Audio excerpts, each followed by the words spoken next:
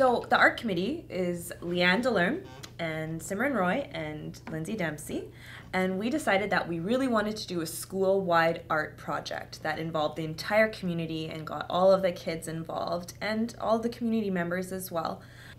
So the idea of Right to Voice just came about just having a discussion, and mostly because we have the the Human Rights Museum opening up in September, and we really wanted to highlight that. We decided to focus mostly on the rights of the child because we do have a very diverse community in our school, so we thought it would be a good idea to focus on that. So once we had shared the ideas with all of the teachers in the school about our Right to Voice project, we started with a kickoff assembly on Invent Day. Each child got to hear a guest speaker from the Human Rights Museum, and then from there was also short videos, and we even had a song created by our music committee or music teachers. Yep. So all students participated in that, and from there on we sent them off into the classrooms and they got to create these tiles. Everybody's working at the same time on the same project. Yeah. They used mediums that the teachers had chosen. All various forms of art mediums that were used.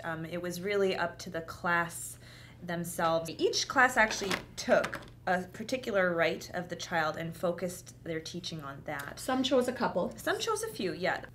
So in addition to doing the art project itself, we also had the kids do a lot of thinking about the articles that they chose.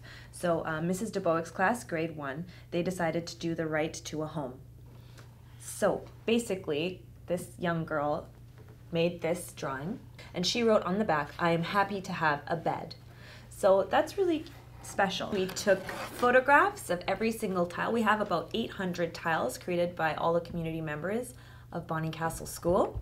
So at the beginning of the project, we decided we wanted to take an aerial photo at the very beginning, which was a really exciting idea. So in the end, our school decided on a symbol, and our symbol that we picked was the star. It's also in connection with the Human Rights Museum. The star symbol, Alice Lefebvre from the Human Rights Museum told us that every person who entered the museum would receive a pin that was shaped of a star. So from then, we took all of these tiles outside, all 800 tiles, well, somewhat 800 tiles, and created the star. We had divisional consultants as well work with us throughout the process.